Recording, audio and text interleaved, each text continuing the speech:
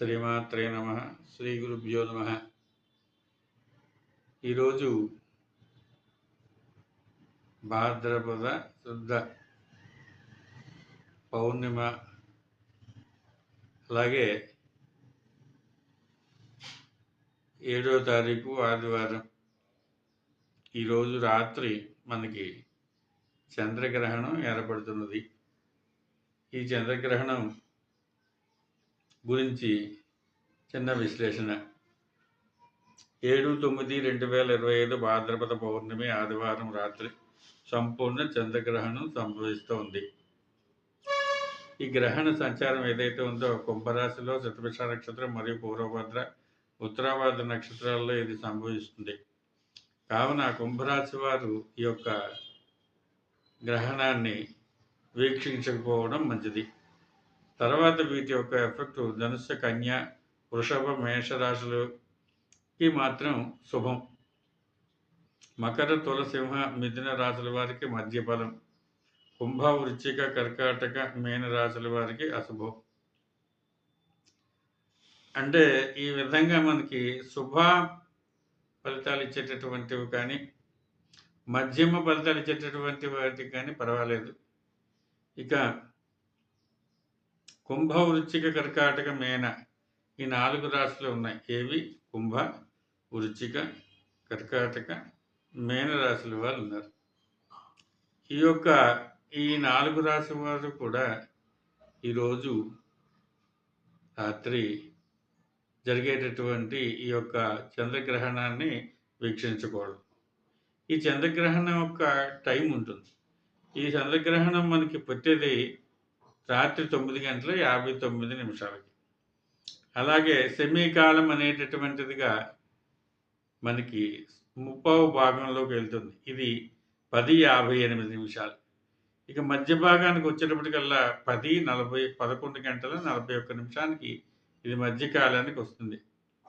దిగువ అనేటప్పటికల్లా మళ్ళా దిగువడు అనేటటువంటి కార్యక్రమం ఉంటుందంటే చంద్రగ్రహణం ఉపశమనం చేసేటువంటిది 12:24. మోక్షకాలం అంటే పూర్తిగా బింబాన్ని రాహుకేతువులు వదిలేసినటువంటి కాలాన్ని 1:26 చెప్తారు. ఆద్యంత మొత్తం పుణ్యకాలము 3:31 పడుతుంది. కాబట్టి దీన్ని సంపూర్ణ చంద్రగ్రహణం అన్నారు. ఈ చంద్రగ్రహణం పట్టినటువంటి టైంలో వచ్చేటటువంటి నక్షత్రాలకు కానీ, రాశులకు కానీ దోష పరిహారం నిమిత్తంగా మనం ముఖ్యంగా చేయవలసింది ఉదయాన్నే తెల్లవారుజామున లేచి స్నానాది కార్యక్రమాలు ముగించుకున్న తర్వాత రాగి పాత్రలో రాహుకేతువుల ప్రతిమలు వెండితో చేయించి, అలాగే ఒక చంద్రబింబాన్ని వెండితో చేయించి, ఒక రాగి పళ్ళెంలో బియ్యం పోసి అందులో దక్షిణ తాంబూలాదులు ఉంచి ఈ యొక్క రాహుకేతువు చంద్రబింబాన్ని అందులో పెట్టి బ్రాహ్మణోత్తముడికి దానం చేయాలి గోత్రనామాలు చెప్పి. చంద్రదోష పౌర్ణమి తిథి గ్రహణ దోష నివృత్త్యర్థం దానద్రవ్యం సంప్రదాయం. అలాగే గోత్రం, పేరు, రాశి చెప్పుకొని మనం దానం చేయాలి. ఇది ఒక విధానం. రెండోటటువంటిది మనం దానం చేసుకునేటటువంటి అవకాశం లేనటువంటి వారు ఉదయాన్నే లేచి స్నానాది కార్యక్రమాలు చేసుకున్న తర్వాత శివ దర్శనం చేసుకుని అభిషేకం చేసుకోవడం ఉత్తమమైన ఫలితం.